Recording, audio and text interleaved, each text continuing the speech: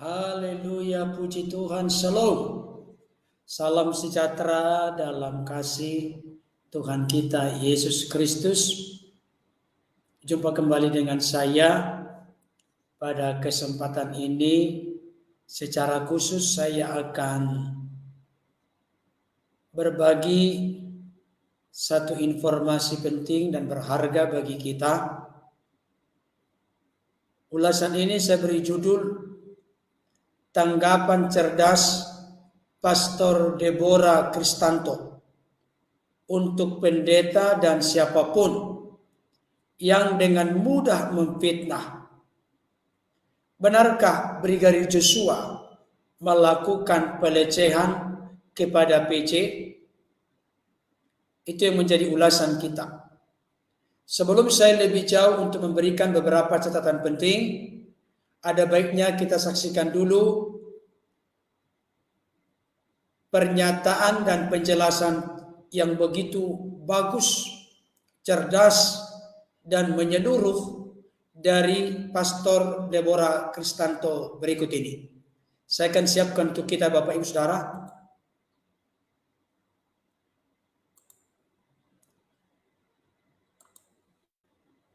Betapa berbahaya dan bodoh sekali kalau kita langsung mempercayai perkataan orang tanpa ada bukti-bukti yang mendukung perkataannya.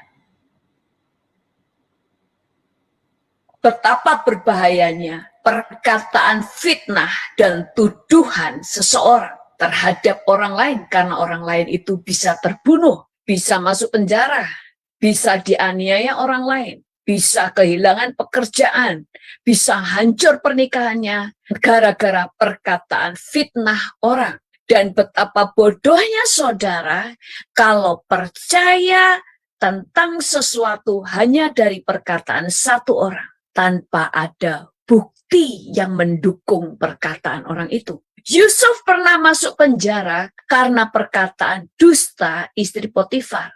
Demikian juga dengan Nabot. Nabot adalah orang benar, dia tidak bersalah.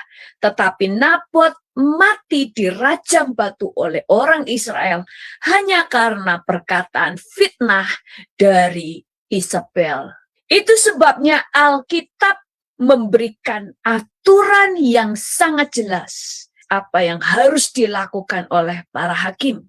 Ulangan 19 ayat 15 sampai 19 berkata begini. Satu orang saksi saja tidak dapat menggugat seseorang mengenai perkara kesalahan apapun atau dosa apapun yang mungkin dilakukannya. Baru atas keterangan 2 atau 3 orang saksi, perkara itu tidak disangsikan. Dikatakan kalau hanya dari 1 orang saksi saja, dia tidak bisa menggugat seseorang. Lalu kalau saudara percaya hanya dari perkataan 1 orang, saudara adalah penentang firman. Apalagi kalau saudara adalah orang yang mengerti Alkitab. Kita tidak bisa harus langsung percaya. Kalau toh percaya dengan perkataan orang itu, tutup mulut sampai bukti-bukti terbuka. Kita harus diam sampai bukti-bukti bisa dinyatakan bahwa perkataan orang itu benar. Dalam segala hal. Ayat yang selanjutnya, ayat 16. Apabila seorang saksi jahat menggugat seseorang untuk menuduh dia mengenai suatu pelanggaran, maka kedua orang yang mempunyai perkara itu harus berdiri di hadapan Tuhan, di hadapan imam-imam dan hakim-hakim yang ada pada waktu itu. Jadi orang yang menuduh ini harus berdiri di hadapan Tuhan. Dan para hakim juga para imam. Maka hakim-hakim itu harus memeriksa baik-baik. Dan apabila ternyata bahwa saksi itu seorang saksi dusta, dan bahwa ia telah memberi tuduhan dusta terhadap saudaranya, maka kamu harus memperlakukannya sebagaimana ia bermaksud memperlakukan saudaranya. Demikianlah harus kau hapuskan yang jahat itu di tengah-tengahmu, maka orang-orang lain akan mendengar dan menjadi takut, sehingga mereka tidak akan melakukannya lagi perbuatan jahat seperti itu di tengah-tengahmu. Bahkan saksi-saksi pun, tadi dikatakan keterangan 1 orang saksi, tidak boleh didengarkan. Dia tidak bisa menuduh siapapun tanpa ada saksi. Tetapi saksi-saksi yang lain pun harus diperiksa apakah dia saksi yang benar atau saksi dusta. Jadi adalah sebuah kebodohan dan sangat berbahaya. Pertama, kalau orang memberikan tuduhan palsu. Yang kedua, kalau orang cepat percaya dengan perkataan orang, dengan perkataan satu orang, dan menyebarkannya. Itu sama jahatnya di hadapan Tuhan.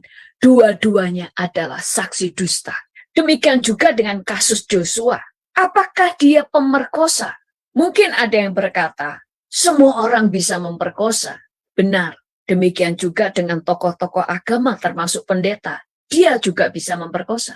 Tetapi ingat, bukan hanya pemerkosa itu bisa terjadi pada siapa saja, tetapi pendusta juga terjadi pada siapa saja, termasuk seorang pendeta. Semua orang bisa berdusta.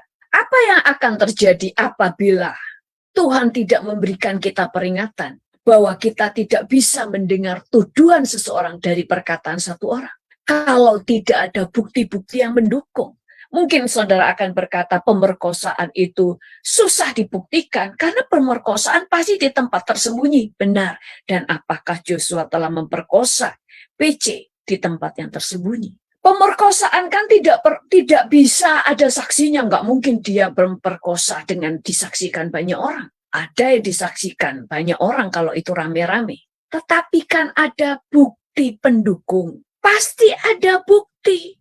Apakah saudara ingat pada waktu Bill Clinton menjadi seorang presiden?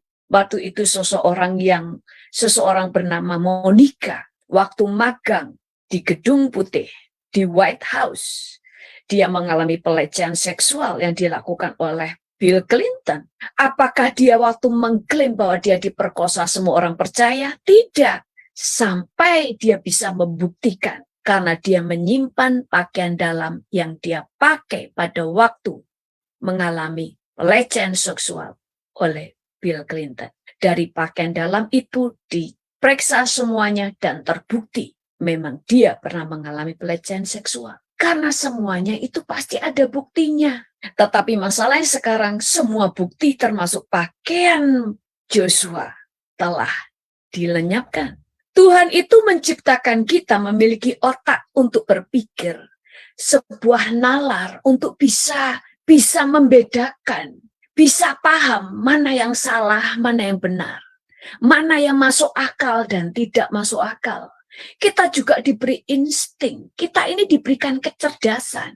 Bahkan Alkitab tadi berkata, kalau orang-orang itu telah bersaksi dusta, di ayat 19, maka kamu harus memperlakukannya sebagaimana ia bermaksud memperlakukan saudaranya. Kalau orang itu memfitnah saudaranya supaya saudaranya terbunuh, maka dia harus dibunuh juga. Ini tidak berbicara supaya kita main hakim sendiri dan membunuh orang itu, tetapi itu adalah hukum Tuhan. Itulah hukum keadilan Tuhan. Makanya kita melihat kejadian Haman. Haman itu adalah orang nomor 2 di kerajaannya Raja Ahasiweros. Waktu itu ini adalah kerajaan terbesar di masa itu. Penguasa terbesar. Haman ingin menghancurkan nama baik Mordekai. Dan dia telah membuat tiang gantungan karena dia ingin menggantung Mordekai di tiang gantungan yang dia dirikan. Tetapi apa yang terjadi? Hukum Tuhan itu berlaku. Pada waktu terbukti dia telah bersaksi dusta, maka yang digantung adalah Haman sendiri di tiang gantungan yang dia buat sendiri. Bahkan rancangan-rancangan dia untuk menghormati dirinya sendiri itu berbalik menjadi penghormatan yang diberikan oleh raja kepada Mordekai. Betapa bahayanya pada waktu kita berdusta dan menjatuhkan orang benar dengan maksud jahat. Karena Tuhan itu Allah yang adil. Itu sebabnya kalau saudara adalah orang yang benar lalu difitnah, jangan menjadi kecewa.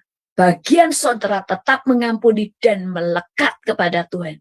Maka firman-Nya pasti dikenapi. Bahwa Tuhan membela orang benar. Dan firman-Nya berkata, kebenaranlah yang akan memerdekakan kita. dan apa yang mereka rancangkan terhadap hidup saudara atau kepada keluarga saudara pasti akan berbalik kepada mereka. Apa yang akan terjadi apabila kita hanya percaya dengan perkataan satu orang tanpa harus memberikan bukti pendukungnya, dan kita langsung telan mentah-mentah dan percaya? Akan banyak orang yang terbunuh, akan ada banyak orang masuk penjara, padahal mereka tidak bersalah. Karena kebodohan saudara, bukan hanya karena kejahatan pemfitnah, tetapi karena kebodohan orang-orang yang langsung percaya dan menyebarkan kebodohannya. Kita bisa membayangkan kalau orang bisa menuduh orang seenaknya tanpa harus memberikan bukti. Akan banyak jemaat yang bisa menuduh pendetanya telah memperkosa mereka. Apa yang akan saudara lakukan? Apa yang saudara rasakan apabila semua orang menuduh saudara tanpa bukti dan saudara langsung dinyatakan bersalah hanya karena perkataan satu orang tanpa perlu memberikan pembuktian? Hukum itu bisa dibayar. Bahkan kesaksian Bapak Mahfud MD berkata, hukum itu bisa dibeli. Hakim, jaksa penuntut, bahkan pengacara pembela korban pun bisa dibayar oleh pelaku. Kita tidak bisa mempercayai penghakiman dunia. Tapi saudara juga jangan ikut-ikutan menjadi orang seperti orang dunia yang menghakimi orang lain tanpa melihat segala sesuatu seperti kacamata Tuhan. Bahwa segala sesuatu perlu dibuktikan. Bahkan kalau saudara tahu persis apa yang dia katakan benar, saudara harus diam sampai segala sesuatu terbukti. Semua orang bisa disuap. Hakim, pengacara, jaksa penuntut, polisi, bahkan DPR, Komnas HAM, Komnas Perempuan, dan sebagainya, termasuk pendeta. Hanya orang benar dan takut akan Tuhan yang tidak bisa disuap. Siapakah orang benar dan takut akan Tuhan? Tidak bicara tentang orang Kristen atau pendeta, tapi orang yang takut akan Tuhan dan orang benar adalah mereka yang takut berbuat dosa dan takut berbuat kejahatan. Karena banyak orang Kristen, bahkan yang mengaku pendeta pun tidak takut akan Tuhan. Dan mereka juga bisa dibayar. Karena Alkitab berkata, akar segala kejahatan adalah cinta akan uang. Segala sesuatu harus ada buktinya. Amsal 12 ayat 22 berkata, orang yang dusta bibirnya adalah kekejian bagi Tuhan, tetapi orang yang berlaku setia dikenannya. Orang yang berdusta bibirnya adalah kekejian bagi Tuhan. Amsal 17 ayat 15 berkata, membenarkan orang fasik dan mempersalahkan orang benar, kedua-duanya adalah kekejian bagi Tuhan. Dan saudara juga tidak bisa tiba-tiba mengatakan si A benar dan si B salah tanpa ada pembuktian. PC pun tidak bisa menuduh Joshua demikian rupa dan saudara percaya tanpa dia bisa memberikan pembuktiannya. Sebelum dia bisa membuktikan di hadapan umum, maka saudara tidak bisa menyatakan si A bersalah dan si B yang benar. Tuhan mengajar kita untuk tidak menghakimi hanya dari sekilas pandang, yang artinya saudara tidak bisa memutuskan hanya dari pandangan saudara dan hanya mendengar dari perkataan satu orang. Sekali lagi, segala sesuatu harus dibuktikan. Jadilah orang bijaksana di dalam mendengar sesuatu. Jangan mempermalukan nama Tuhan dengan kebodohan-kebodohan yang kita lakukan. Kalau Joshua memang bersalah, jangan dibunuh, karena dengan membunuh saudara telah tidak memberi kesempatan kepada dia untuk bertobat. Ibrani 10 ayat 30 berkata, sebab kita mengenal dia yang berkata, pembalasan adalah hakku, akulah yang akan menuntut pembalasan. Jangan membela orang yang bersalah, lebih baik ajar mereka untuk bertobat sehingga Tuhan bisa membalikkan keadaan. Baik Bapak Ibu Saudara, tadi kita sudah menyimak, menyaksikan dan mendengarkan penjelasan, ulasan yang begitu komprehensif, begitu menyeluruh yang disampaikan oleh Pastor Deborah Kristanto. Saya merasa sangat diberkati dengan penjelasan dari hamba Tuhan ini. Itu sebabnya saya tidak mau menikmati berkat itu sendiri. Saya rindu berbagi dan men-share kepada Bapak Ibu Saudara, tentunya dengan beberapa catatan yang ingin kembali saya tegaskan. Saudara-saudaraku yang dikasihi Tuhan, memang peristiwa kematian dari Brigadir Joshua itu telah menjadi berita nasional, bahkan juga berita yang sudah diketahui oleh orang-orang secara internasional. Begitu disorot oleh karena melibatkan hampir 100 orang yang akhirnya kena dampak dan pengaruh dari kematian saudara kita Brigadir Joshua, yang akhirnya kita tahu bersama direncanakan oleh Ferdi Sambo, dan sekarang ini persidangannya sedang dilanjutkan kepada tahap-tahap yang berikutnya.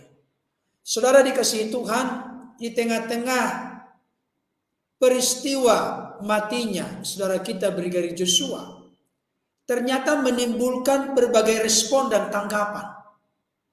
Kesimpulan yang saya lihat adalah ada yang pro, ada yang kontra dengan apa yang sedang diangkat oleh Putri Chandrawati yang menegaskan bahwa ada pelecehan di Magelang.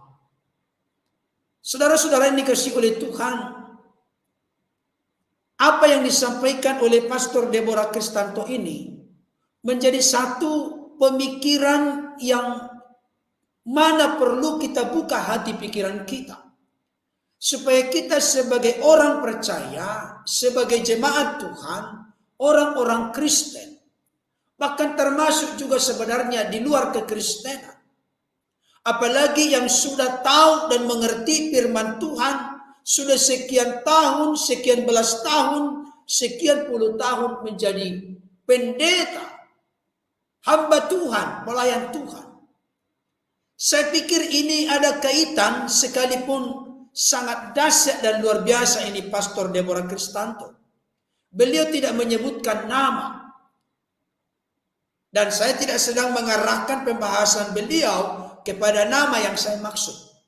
Sudah menjadi rahasia umum Bapak Ibu Saudara. Bagaimana konklusi dan kesimpulan yang dibuat oleh seorang pendeta besar di Indonesia, yang mana beliau mempercayai informasi yang beliau dapatkan dari seorang PC yang notabene sejak awal kita tahu bersama, baik itu Ferdi Sambo maupun PC telah berhasil memprank se-Indonesia. Mereka merekayasa kasus kematian Brigadir Joshua sedemikian rupa, yang tadinya locus delicti atau tempat kejadian perkara diadakan di Duren 3 terkait dengan pelecehan, bahkan ada di sana pengancaman. Setelah sudah dibuktikan oleh tim khusus yang dibentuk oleh Kapolri bahwa itu tidak benar, akhirnya dihentikan di SP3 Bapak Ibu Saudara. Nah, akhirnya bergeser tempat kejadian perkara di Magelang. Nah, dan ternyata ketika ada seorang hamba Tuhan besar datang tanda petik menghadap PC, barangkali juga FS, maka keterangan yang didengarkan langsung dari PC ini membuat pendeta besar ini langsung yakin 100%, sehingga beliau membuat pernyataan, bahkan kesimpulan itu diunggah di media, akhirnya menimbulkan respon dan tanggapan yang begitu luar biasa. Tetapi apa yang disampaikan oleh Pastor Deborah Kristanto ini sangat-sangat bagus, sangat indah, sangat bijaksana, bahkan menyoroti isi Alkitab itu terkait dengan benarkah Brigadir J melakukan pelecehan kepada PC. Kita dituntun dan dipimpin, diajari sedemikian rupa Bagaimana kita untuk sungguh-sungguh berhati-hati, berjaga-jaga dan waspada. Jangan sampai asal bunyi. Karena kesimpulan yang kita buat lewat perkataan kita, pernyataan kita, ternyata itu bisa berdampak sangat besar kepada orang lain. Tentu kita tahu bersama Bapak Ibu Saudara, ada ungkapan yang berkata, fitnah lebih kejam dari pembunuhan. Memang itu ada benarnya, karena orang memfitnah akan bisa mengakhiri karir seseorang, masa depan seseorang, bahkan bisa membawa dampak kehancuran bagi orang lain. Tadi hambanya Pastor Deborah Kristanto telah mengutip peristiwa yang dialami oleh seorang Yusuf. Yusuf itu ketika berada di rumah Potifar, dia seorang yang berprestasi. Dia seorang yang selalu berhasil karena Tuhan menyertai Yusuf.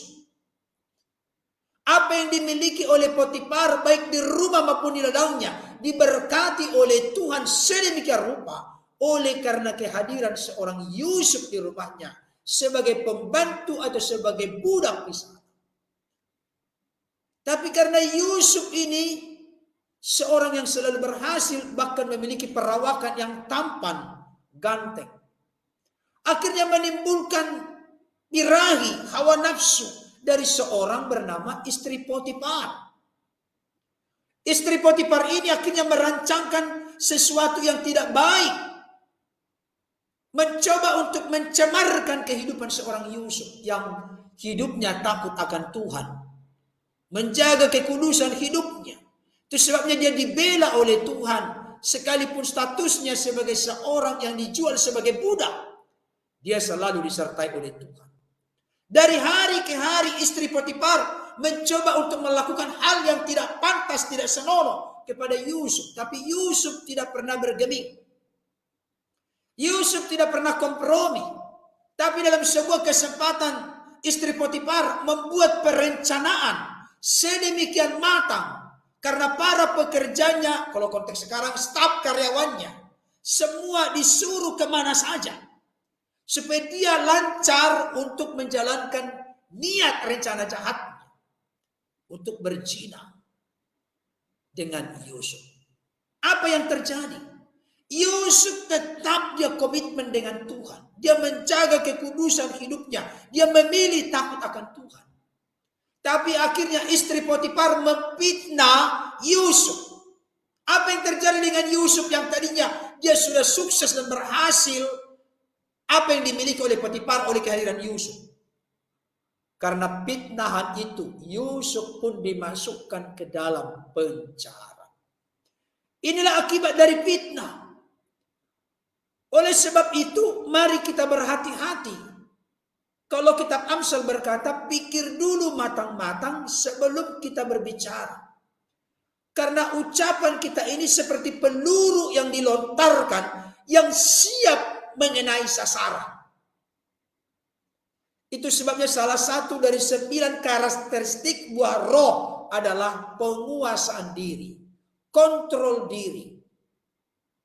Saudaraku yang dikasihi oleh Tuhan, saya menemukan dalam Alkitab Amsal 18 ayat 17 berkata begini. Pembicara pertama dalam suatu pertikaian nampaknya benar. Lalu datanglah orang lain dan menyelidiki perkaranya. Pembicara pertama dalam pengertian konteks yang sedang kita bahas ini, PC berkata bahwa dia dilecehkan oleh Brigadir J. Lalu datanglah orang lain dan menyelidiki perkaranya. Pertanyaannya sekarang, orang lain itu bisa datang enggak? Dalam konteks ini yang dituduh melakukan pelecehan adalah Brigadir Joshua. Bisa enggak Brigadir Joshua membela diri? Tidak bisa, karena Joshua sudah mati, sudah meninggal, sudah wafat. Jadi saya melihat di sini, saya tidak akan mengambil konklusi kesimpulan. Tetapi memang apa yang ditabur oleh orang itu juga yang akan dituainya. Kalau dari sejak awal mereka sudah merekayasa sedemikian rupa, menghilangkan barang bukti, menghilangkan CCTV, seperti dikatakan oleh Pastor Deborah tadi. Pakaian-pakaian Joshua pun sudah dilenyapkan semua, handphonenya pun. Sudah dirapikan sedemikian rupa supaya tidak ada informasi yang didapat. Nah, dari semua perjalanan kasus ini, yang tadinya juga dikatakan di Duren 3 terjadi pelecehan, bahkan pengancaman pembunuhan, tapi ternyata dihentikan. Itu tidak benar. Berpindah tempat kejadian perkara di Magelang. Saudaraku dikasihi Tuhan, jadi dari sudut firman Tuhan, Yosua itu tidak bisa melakukan pembelaan. Kalaulah misalnya ini, Yosua itu melakukan pelecehan kepada PC dan dia tidak mengalami kematian, maka dia akan bisa membuat pembelaan kepada dirinya. Tapi sekarang tidak bisa. Dan sepertinya kesan yang terlihat kita rasakan dipertontonkan kepada publik saat ini adalah karena Yosua tidak bisa melakukan pembelaan diri, maka tetaplah ngotot bahwa Yosua melakukan pelecehan. Karena Yosua tidak bisa melakukan pembelaan. Di sisi lain, kebenaran firman Tuhan tadi sudah dijelaskan oleh Pastor Deborah Kristanto, bahwa keterangan satu saksi itu tidak boleh kita mengambil kesimpulan bahwa itu sudah benar.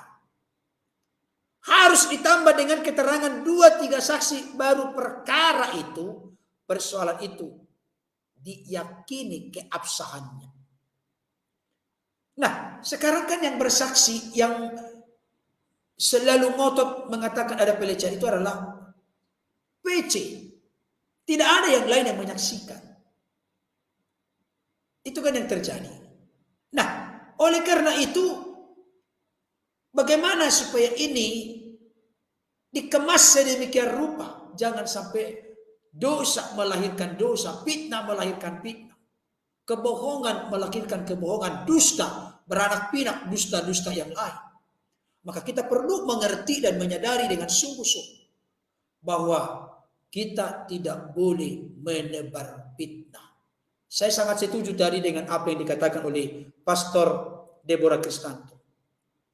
Kalaulah misalnya seseorang pendeta besar yang tersohor di negeri ini, dia yakin akan pengakuan PC, maka simpanlah rapat-rapat dalam hati sambil menunggu konfirmasi penegasan petunjuk-petunjuk berikutnya. Kalau ini tidak, bulat-bulat dipercaya, langsung buat pernyataan di publik yang akhirnya beliau mendapatkan teguran dari sinode pimpinan pusat. Dia mengaku minta maaf, mengaku bersalah. Dia mengaku minta maaf, berminta maaf kepada keluarga besar Brigadir Joshua. Minta maafnya itu karena apa? Karena ada tekanan dari surat peringatan keras yang telah dikeluarkan. Bukan karena dia yakin bahwa Brigadir Joshua tidak melakukan pelecehan. Karena dia sudah kudung percaya dengan pengakuan dari PC. Nah, sekarang saya akan bacakan dulu untuk kita Imamat 19 ayat 16. Dikatakan begini, janganlah engkau pergi, Imamat 19 ayat 16. Ya, janganlah engkau pergi kian kemari menyebarkan fitnah di antara orang-orang sebangsamu. Janganlah engkau mengancam hidup sesamamu manusia. Akulah Tuhan. Ini di sini dikatakan, janganlah engkau pergi kian kemari menyebarkan fitnah di antara orang-orang sebangsamu. Konteks saat itu memang belum ada internet, belum ada media sosial. Jadi kian kemari pergi artinya semangat untuk menyebarkan fitnah. Kalau sekarang ini sudah begitu mudah. Saya bicara di sini, kalau saya mau menyampaikan fitnah, bisa menyebar kepada seluruh yang menyaksikan, mendengarkan dimanapun, termasuk di dalam, di luar negeri. Jadi dampaknya sangat besar, sangat pesat, sangat cepat. Kalau sampai sesuatu yang tidak benar, kita sebarluaskan kemana-mana. Akan sangat cepat seperti kanker yang menjamur menyebar kemana-mana. Nah, saya juga melihat dalam Alkitab contoh lain selain daripada Yusuf yang difitnah oleh istri Potifar. Ada juga contoh lain di mana Siba ini adalah pelayan dari Mephiboset. Mephiboset ini adalah anak dari Yonatan, cucu dari Saul, raja pertama Israel. Siba ini juga licik, Bapak Ibu Saudara. Dia memfitnah Mephiboset. dengan maksud dan tujuan supaya hartanya diarahkan oleh Raja Daud kepada Siba yang memfitnah Mephiboset.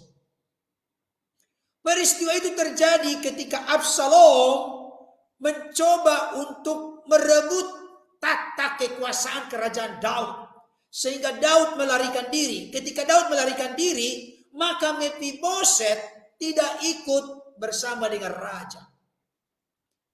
Kenapa tidak ikut? Padahal Mephiboset berkata, supaya dipelana itu alat tunggangan, sehingga dia ikut bersama dengan raja. Memang Mephiboset ini seorang yang pincang kakinya, Bapak Ibu Saudara. Dia meminta kepada Siba supaya diurus segala urusannya, sehingga dia ikut berangkat bersama dengan raja dalam pelarian. Tapi Siba ini mengatur strategi sedemikian rupa, sehingga seolah-olah Mephiboset ini sudah tidak lagi membutuhkan raja, yang mana sebelumnya raja telah mengizinkan bahkan mengangkat Mephiboset seperti anak angkatnya karena makan satu hidangan, satu meja dengan raja.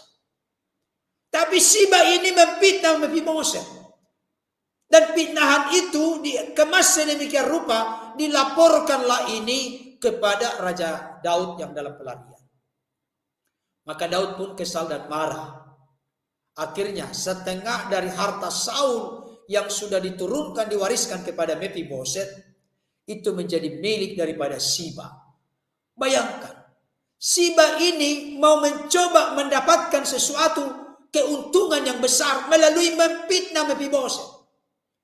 Saya mau kasih tahu Bapak Ibu Saudara, ini saya mau sampaikan kepada kita saat ini. Jangan pernah bangga, jangan pernah puas mendapatkan sesuatu yang besar dari hasil memfitnah orang lain. Apalagi orang itu orang yang benar-benar jujur, benar, takut akan Tuhan. Kenapa? Karena Galatia 6 ayat 7 berkata, jangan sesat. Allah tidak bisa dipermainkan. Sebab apa yang ditabur orang, itu juga yang akan dituainya. Kalau kita menabur fitnah, maka kita akan menuai badai yang lebih besar daripada fitnah yang kita buat. Tapi kalau kita menabur kebaikan, kita akan menuai damai sejahtera dan menunjukkan bahwa kita adalah anak-anaknya yang berhak masuk ke dalam kehidupan yang kekal.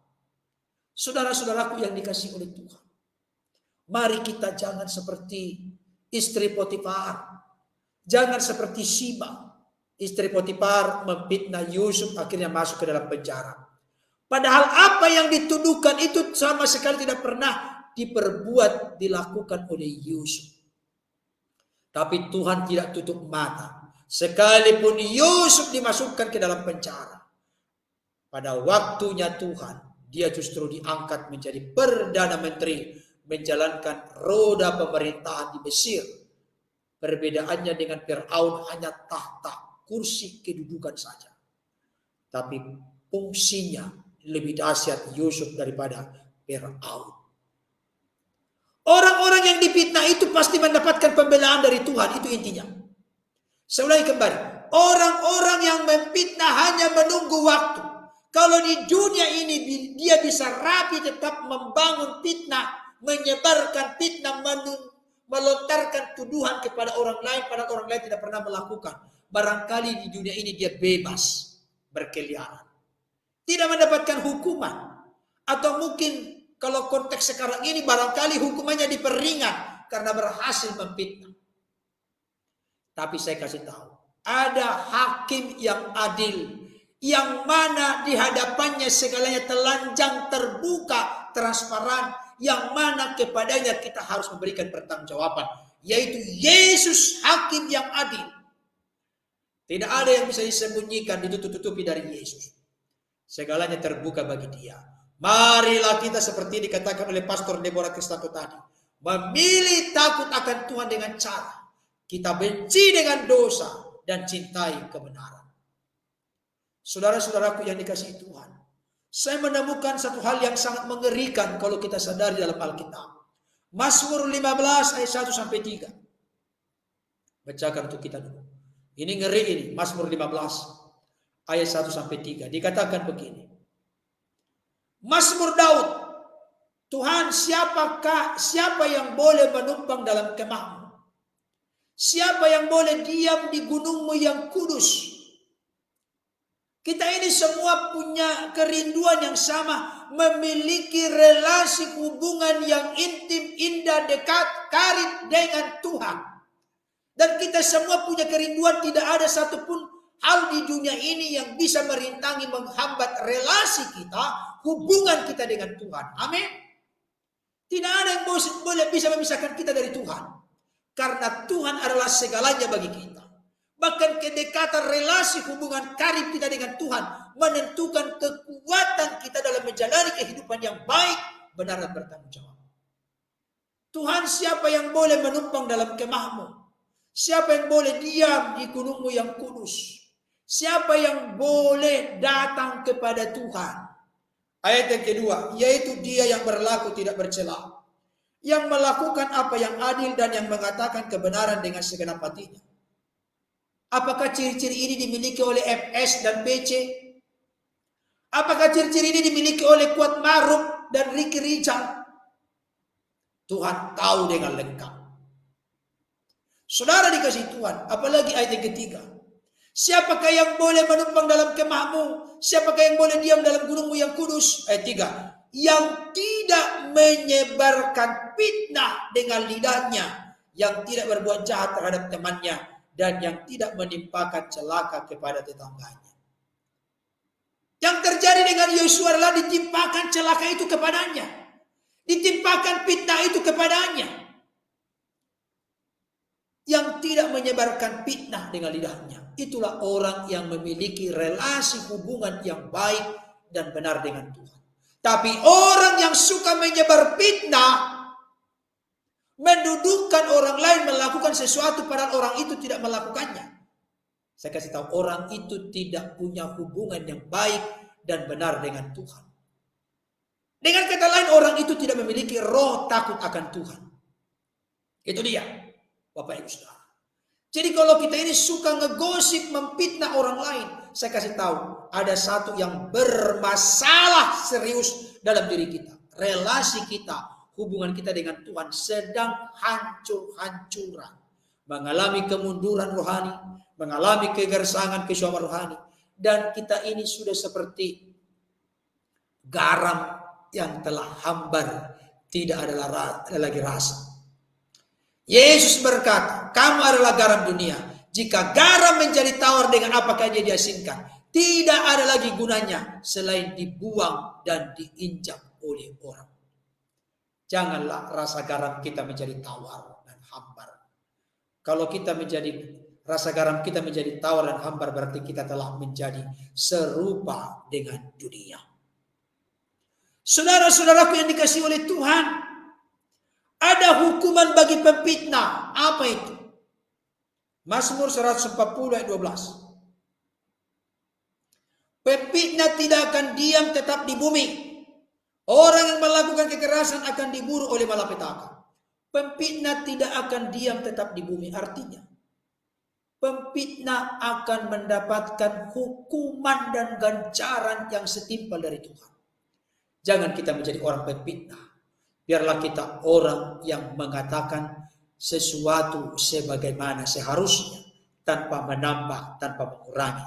Berarti kita menyatakan dan menyuarakan kebenaran. Kita lihat berikutnya, apa hukuman bagi pemfitnah? 1 Korintus 6 ayat 9b sampai 10.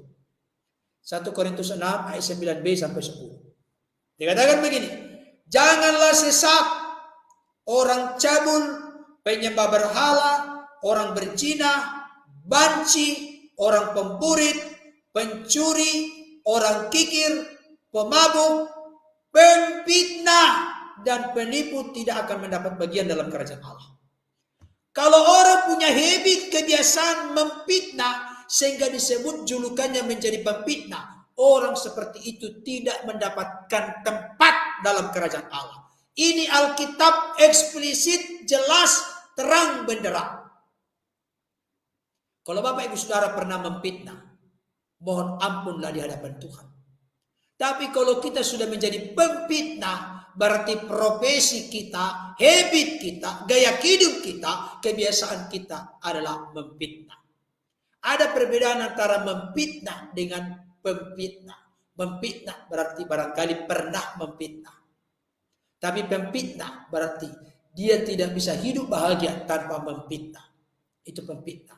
Makanya ada perbedaan antara mencuri dengan pencuri. Mencuri mengambil milik orang lain tanpa seizin pemiliknya. Pencuri adalah profesinya yang selalu punya kesukaan, kesenangan, habit, kebiasaan gaya hidup untuk mengambil milik orang lain. Kita di posisi yang mana, Bapak Saudara? Saya ingatkan kita kembali. Orang Kristen yang benar, yang mengalami kelahiran baru dan terus bertumbuh dalam Tuhan, tidak mungkin orang Kristen hidup di dalam dosa. Tapi jatuh ke dalam dosa bisa saja. Kalau kita jatuh ke dalam dosa, maka ayatnya 1 Yohanes 1 ayat 9. Jika kita mengaku dosa kita, maka Tuhan setia dan adil, sehingga Ia mengampuni segala dosa kita dan menyucikan kita dari segala kejahatan. Tapi kalau orang hidup di dalam dosa, yang dibutuhkan itu adalah anugerah kasih karunia, keselamatan di dalam Kristus. Saudara dikasihi Tuhan.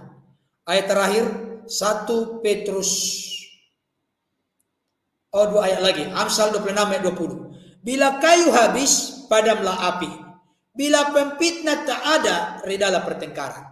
Ayat ini mau menunjukkan fitnah itu menimbulkan pertengkaran.